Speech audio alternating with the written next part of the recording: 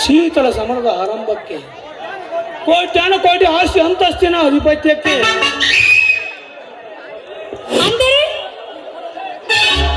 ಈ ಫೋಟೋದಲ್ಲಿರುವ ವ್ಯಕ್ತಿ ನಿನಗೆ ಗೊತ್ತು ತಾನೆ?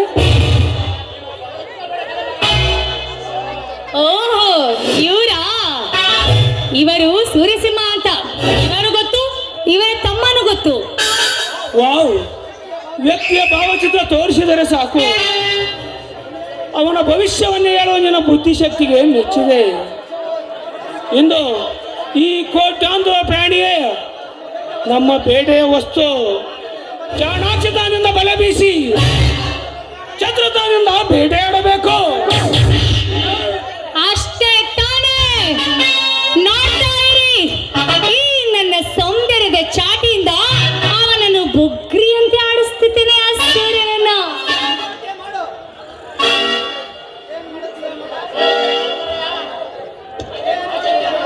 ಅದೇನು ಮಾಡ್ತೀಯ ಮಾಡು.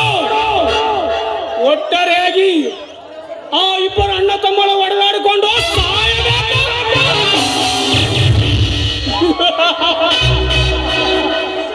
ಆ ದೃಶ್ಯನ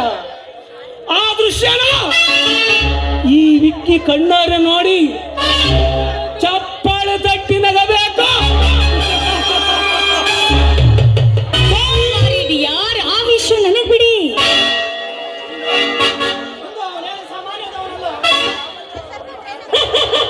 ಎಂದು ಅವನೇನು ಸಾಮಾನ್ಯವಾದವನಲ್ಲ.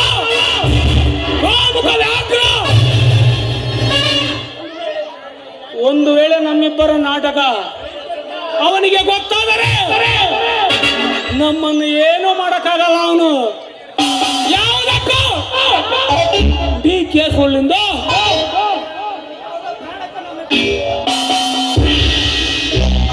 ನಮ್ಮಿಬ್ಬರ ಪರ್ಸನಲ್ ಮ್ಯಾಟರ್ ಯಾವುದಕ್ಕೂ ಅವನಿಗೆ ಗೊತ್ತಾಗಬಾರದು ಎಂದು ಅಷ್ಟೇ. ನೋಡಿ, ನಿಮ್ಮಿಷ್ಟವೇ ನನ್ನಿಷ್ಟ ಅಂದ ಹಾಗೆ ನಿಮ್ಮ ಭೇಟಿ ಯಾವಾಗ? ರಾತ್ರಿ ವೇಳೆಯಲ್ಲಿ ಸಮಯ ಸಿಕ್ಕಾಗಲೆಲ್ಲ ಸಿಗುತ್ತೇನೆ ಎಂದು. ಅರಳಿ ನಿಂತ ಈ ಪುಷ್ಪ ನಾನು ಬಾಡುವ ಮುನ್ನ ನೀವು ಬಂದು ನನ್ನನ್ನು ಸೇರಿದರೆ ನನಗಷ್ಟೇ ಸಾಕು.